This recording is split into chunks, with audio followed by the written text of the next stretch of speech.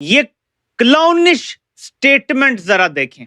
ये बंदा पाकिस्तान का 17 सीटों पे वजीर आजम बनाया गया है। गाइस, दुख सबको है, हमें पता है, मगर मैं 3 दफा फील कर चुका हूँ, ये शायद खुद और भी फील कर चुका हूँ। मगर जैसे अब्दुर्रहमान भाई ने कहा है कि प्राउड है, मेरे लिए, हमारी टीम के लिए अल्फाज सबसे ज्यादा। आज उस बेचारे जोकर को पहले टैंक पर चढ़ाया गया ले जाकर, मैं शहबाज शरीफ साहब की बात कर रहा हूँ। शहबाज शरीफ साहब ने बार बार कंधे पे हाथ रख के ये बता दिया कि सब कुछ army chief general Asim Munir साहब ने किया है। शहबाज शरीफ साहब ने कहा है कि जो हालिया कॉन्फ्लिक्ट हुआ और ऑपरेशन हुआ है उसमें हमने 1971 का बदला भारत से ले लिया। कहता है कि हमने 71 का बदला ले लिया है।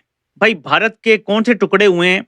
1971 के अंदर आपको याद नहीं है, पाकिस्तान 2 टुकड़े हो गया था, मशरकी पाकिस्तान पूरा का पूरा अलग हो गया था। तो आज भारत का कौन सा टुकड़ा कट के अलग हुआ? क्या साउथ इंडिया अलग हो गया? 90,000 के करीब हमारे फौजी जवान, अफसर, एहलकार, कुछ सिविलियन, ये मिला जुलाकर 90,000 के करीब वहां पर हथियार डाले, गिरफ्तार हुए। हम हारे हैं, देखो हम हारे हैं, ये हकीकत है, दुख दर्द सबको है, मगर यहाँ से क्या सीखना है? चैंपियंस टीम में क्या कर दी है? चैंपियंस मास्टर क्या होता है? नरेंद्र मोदी बाकायदा उन्हें आतंक के सरपरस्त कह चुका है।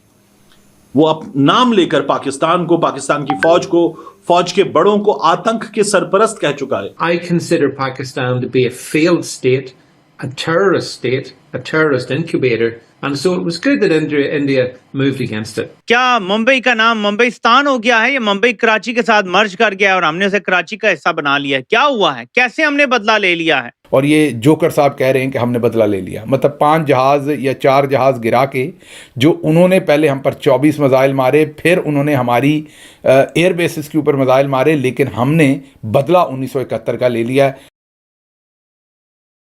नमस्कार दोस्तों, रिसेंटली हमारे प्राइम मिनिस्टर नरेंद्र मोदी आदमपुर गए थे, जहां उन्होंने हमारे सुरक्षा बलों से मुलाकात की और उनका हौसला बढ़ाया। अब पाकिस्तान की तो आदत है भारत की कॉपी करने की, तो इनके प्राइम मिनिस्टर और इनका मौलाना असीम मुनीर भी सियालकोट पहुंच गया। अब चलिए, अच्छी बात है कि भारत को कॉपी कर रहे हो, क्योंकि हर बेटा अपने बाप को ही देखकर सीखता है।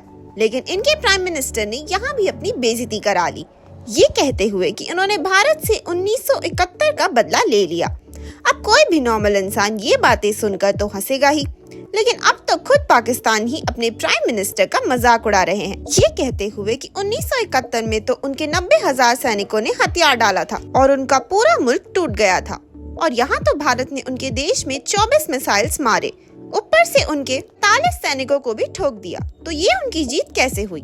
इसी टॉपिक पर चलिए आगे पाकिस्तानी मीडिया का रिएक्शन देखते हैं। वीडियो को लाइक और चैनल को सब्सक्राइब कर लें। वापस आते हैं कि ये शर्मिंदगी, पॉलिश और तबाही ये पाकिस्तान का मुकद्दर बना दी है जर्नैलों ने। ये क्लाउनिश स्टेटमेंट जरा देखें। ये बंदा पाकिस्तान का 17 सीटों पे वजीर आजम बनाया गया है। कहता है कि हमने 71 का बदला ले लिया है। भाई, भारत के कौन से टुकड़े हुए हैं? कितने भारतीय फौजियों की पतलूनें उतार के आपने अपने पास रख ली हैं? हमारी तो 90,000 वहां रह गई थी।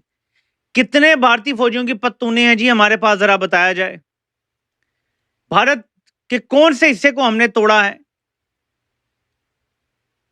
क्या मुंबई का नाम मुंबईस्तान हो गया है? ये मुंबई कराची के साथ मर्ज कर गया और हमने उसे कराची का हिस्सा बना लिया है। क्या हुआ है? कैसे हमने बदला ले लिया है?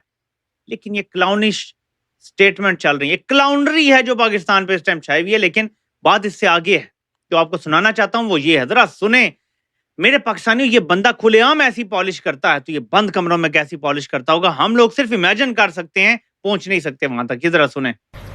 इस पूरी जंग की प्लानिंग जनरल शहीद आसिम मुनीर ने की। इंतहाई दलेरी से, दानिशमंदी से मैं उसका जाती तौर पर गवाह हूं, क्योंकि उन दिनों में दिन रात मेरी इनसे टेलीफोन पर और हमारी फेस टू फेस मुलाकात होती थी। और जिस हौसले के साथ मैं आपको ये कहना चाहता हूं कि बतौर एक पाकिस्तानी के मुझे इनके ऊपर फख्र है। ये कौम के फख्र है, कौम के बेटे हैं ये बिल्कुल। और इसी तरीके से ए मार्शल जहीर कभी देखा है किसी मुल्क के वज़ीर-ए-आज़म को पॉलिश में इस हद तक आगे जाते हुए? खुद साख्ता तारीफें, सताइशें बाहमी चल रही हैं। मैं गवाह हूं, मैं वहीं मौजूद था, मेरे इनसे फोन पे राब्ते थे, मुझे पता है इन्होंने क्या किया था।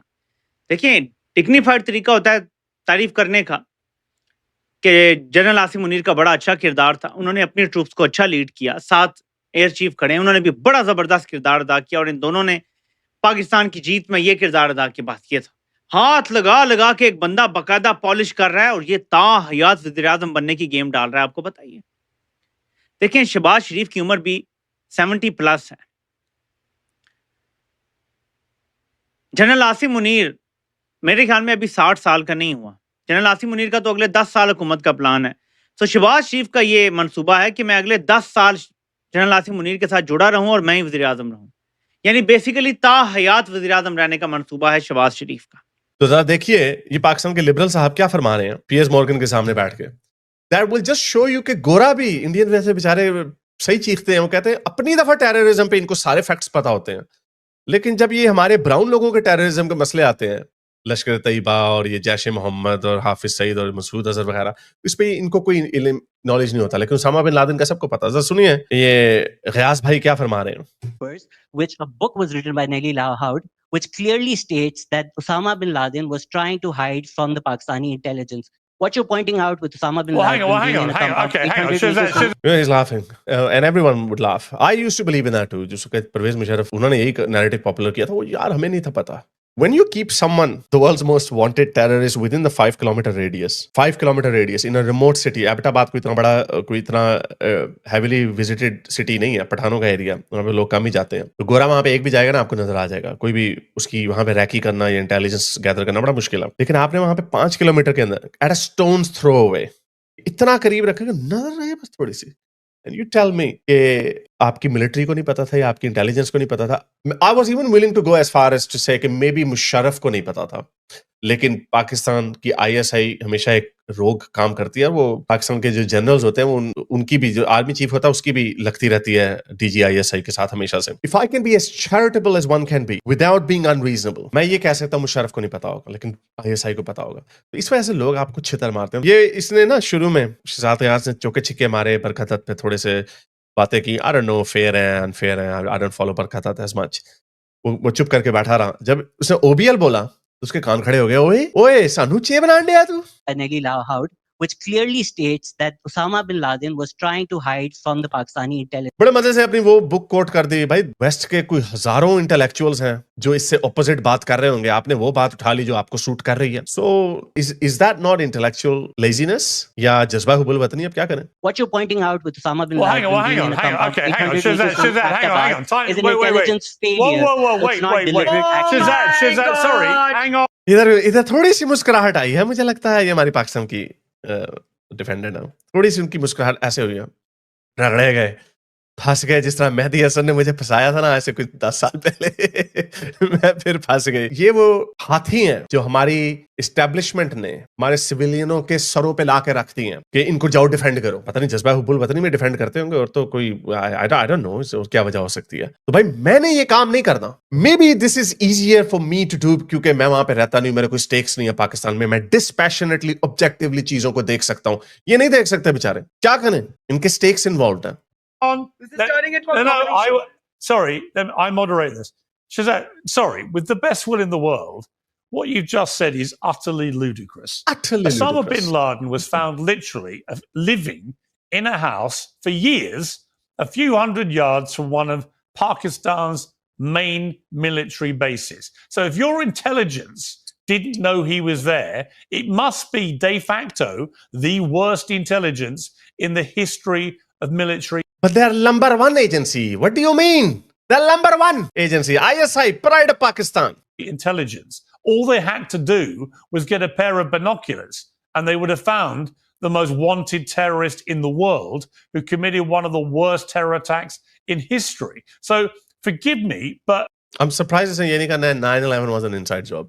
They can say anything they want. Najam Sethi peddle कर रहे हैं आजकल भारत के पहलगाम को फॉल्स फ्लैग साबित करने के लिए. Najam Sethi is constantly quoting some conspiracy theorist और कह रहे हैं, नाम वो conspiracy theory कहते हैं, लेकिन वो कहते हैं 9/11 पे भी अब तो बड़े सवालात उठ रहे हैं, थोड़ा सा तुनका मार रहे हैं.